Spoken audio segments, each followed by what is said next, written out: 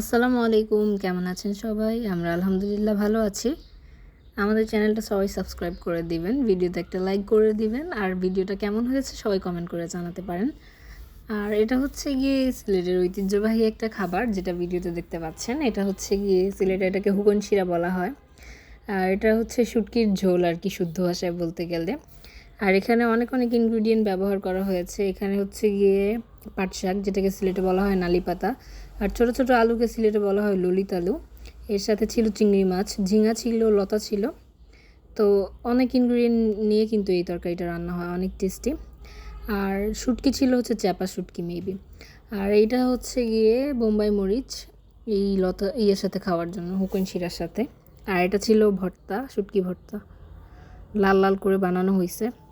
আর এটা ছিল হচ্ছে কাঁচকলার যেই বাকল থাকে, সেই বাকল দিয়ে একটা ভর্তা, এটাও অনেক টেস্টি ছিল। আর এখানে পাবদা মাছ দিয়ে হচ্ছে শিমের বিচি রান্না করা হয়েছিল। তো আমি নাড়াচাড়া করি না, আমি প্রথমে মনে করছি যে ঝোল রান্না হয়েছে মনে হয় পাবদা মাছের, পরে দেখি যে শিমের বিচি ছিল, খাওয়ার পর দেখলাম।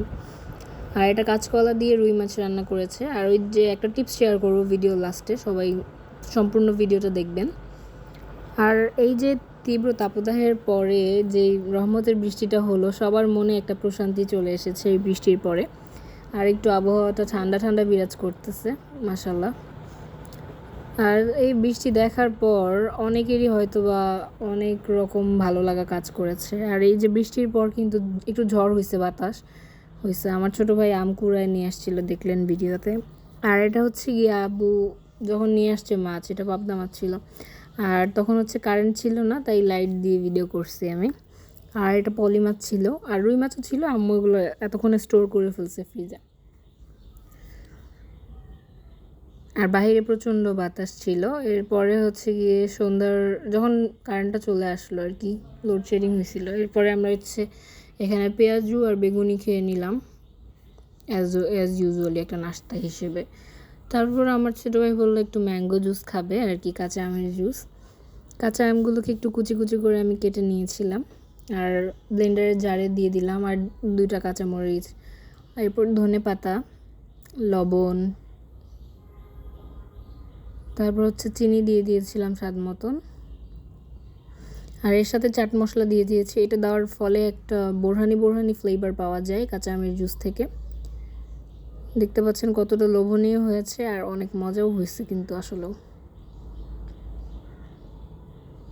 আর ভিডিওর প্রথম দিকে যে বলেছিলাম একটা টিপস শেয়ার করব, এই টিপসটা শেয়ার করে দিচ্ছি এখন। হচ্ছে কাঁচকলা ছিলে নেওয়ার সময় অবশ্যই একটু হলুদ পানির মধ্যে দিয়ে ভালোভাবে গুলে নেবেন, তাহলে এই এই পানির কারণে কিন্তু কালো হবে না কাঁচকলা।